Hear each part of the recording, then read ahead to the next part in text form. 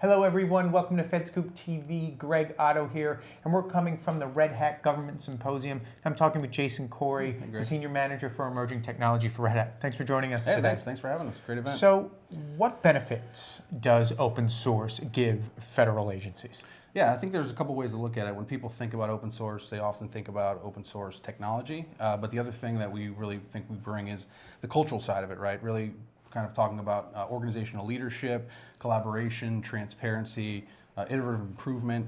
I mean, that's something we're really helping to deliver to customers across the government, in addition to a lot of the innovative technologies that have come out of open source communities over the last 10 plus years now. So let's talk about those innovative technologies. How do you see that influencing what federal agencies are doing with their entire digital portfolio? Yeah, so I think whether any form of digital transformation now, if you look at the types of technologies, whether it's big data or mobility or cloud technology, a lot of these technologies are being born in consumer web companies, or actually in companies where they're not trying to profit from the actual creation of the technology.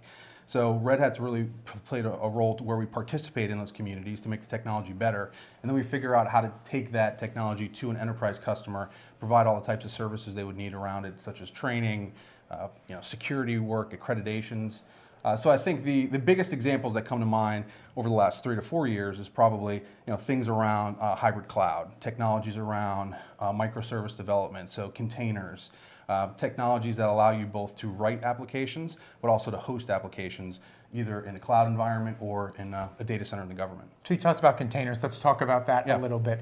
Talk to me a little bit more about how you see containerization driving innovation inside federal agencies. Yeah, so I think it's, when you talk about containers, you're really talking about speed, right? And how quickly can you get technology fielded and deployed? How can you get capability to a citizen out and as a part of a government agency?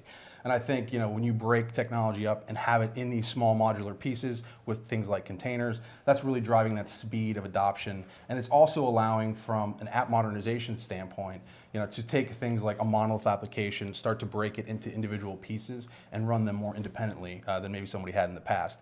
And there's a tremendous amount of operational benefit to doing that as well. Because when you need to upgrade a piece of an application, you just can do that one piece, and you're going to know that you can integrate that back into the other broader application portfolio afterwards. So finally, cybersecurity is such a big deal for federal agencies. How does open source help push agencies to becoming more secure? Yeah, so I've been at Red Hat 8 years now, and I would say early on in my career here, we had a lot of discussions about the security of open source. Was open source secure? And I think most people in the government and really across the technology market now recognize that the transparency of open source actually makes it more secure. So that's one element to it, is the amount of people participating in it, the amount of people that can actually vet the technology to see if there is any vulnerabilities.